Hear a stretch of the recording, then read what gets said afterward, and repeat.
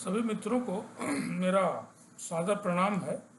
और आज की जो वीडियो है इसका कंटेंट है कि आपकी कुंडली में बृहस्पति और शुक्र जो दो महान ग्रह जो हैं, इनमें से अगर कोई भी एक ग्रह या तो शुक्र या तो बुध या तो बृहस्पति खराब हो जाए तो उसका क्या असर आपकी कुंडली पे पड़ेगा। इस विश्लेषण को मैं काफ़ी अनुभवों के बाद आपसे साझा करूँ। ये तो आप सभी जानते हैं कि शुक्र ऐश्वर्य के दाता है। अगर आपकी कुंडली में शुक्र बेहद शानदार है, उच्च के हैं, स्वग्रही हैं, डिग्री वाइज काफ़ी अच्छे हैं, अच्छे प्लेस पे हैं, तो नो डाउट ऐश्वर्य आपके जीवन में होगा ही होगा। और ख़ास करके जब शुक्र की दशा, अंतरदशा, प्रत्यंतर दशा जो भी आएगी वो आपको भौतिक ऐश्वर्य आपको दिलाएगी। अब सवाल है कि बृहस्पति अगर अच्छे हैं, एक एक करके बताओ। अगर बृहस्पति अच्छे हैं तब क्या? आप ज्ञानी होंगे, दयावान होंगे,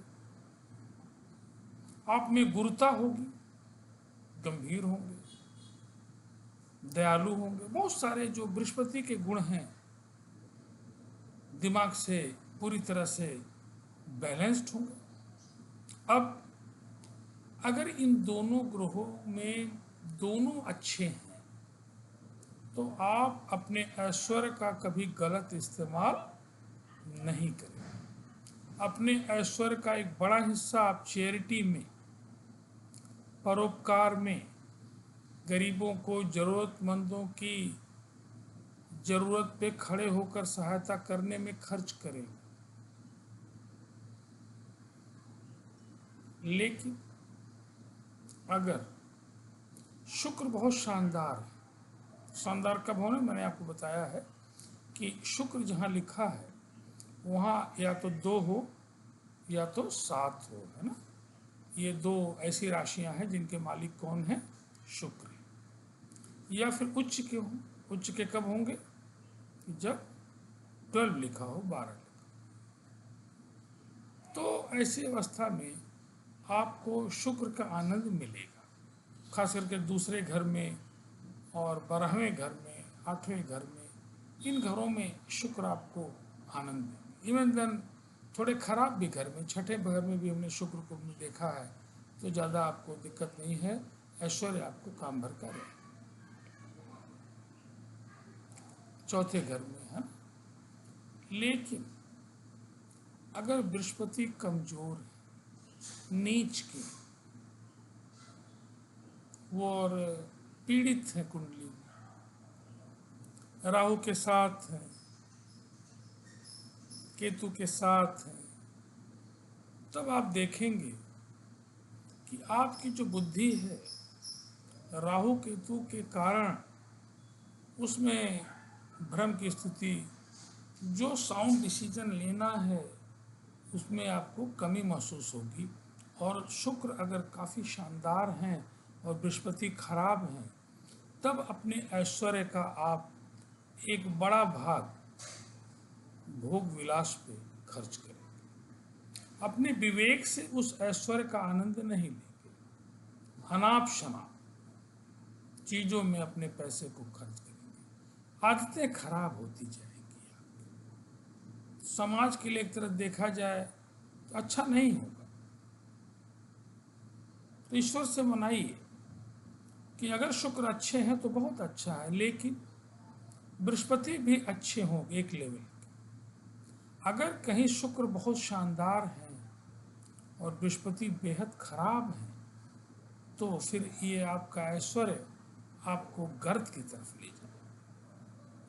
आपकी दिशा जो है वो प्रॉपर ढंग से संतुलित नहीं होती। और अगर बृहस्पति शानदार है, शुक्र खराब है, तब क्या होगा? मान लीजिए शुक्र बहुत कमज़ोर स्थिति में है, नीच के हैं, डिग्री बहुत कम है, 1 डिग्री 2 डिग्री के हैं, तब क्या होगा? लग्न के स्वामी हैं लेकिन बहुत कमजोर हैं, मान लीजिए, तब आप ज्ञानी तो होंगे, विद्वान होंगे, पढ़ाई लिखाई में अच्छे होंगे, लेकिन जहाँ तक भौतिक साधन की बात है, इसमें जरूर आपको दिक्कत महसूस होगी, नो डाउट, इसमें आपको दिक्कत महसूस होगी। और तब निश्चित रूप से आपको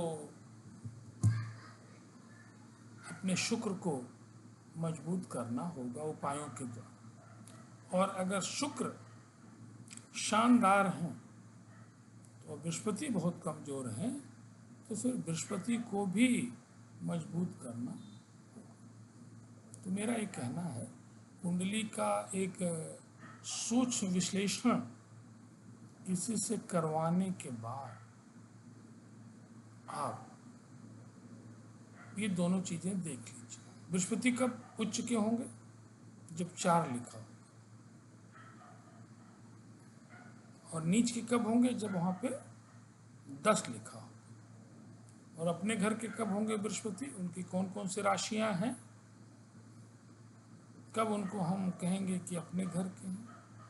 कि जब मीन राशि मीन्स 12 लिखा हो जहां बृहस्पति हैं, या 9 लिखा हो धनु राशि, ये बृहस्पति की अपनी राशि। अब बृहस्पति अगर बहुत कमजोर नहीं है, उनके ऊपर दृष्टि चंद्रमा की और बाकी ग्रहों की अच्छी है, तो आप देखेंगे कि आपको थोड़ा आराम मिलेगा, ऐश्वर्य थोड़ा मिलेगा। लेकिन इसकी कल्पना करना थोड़ा मुश्किल है कि शुक्र बहुत पीड़ित है और आपको ऐश्वर्य मिले पूरा, मैं इसे समझता हूँ। तो आपको इन 2 ग्रहों को मैनेज करना है।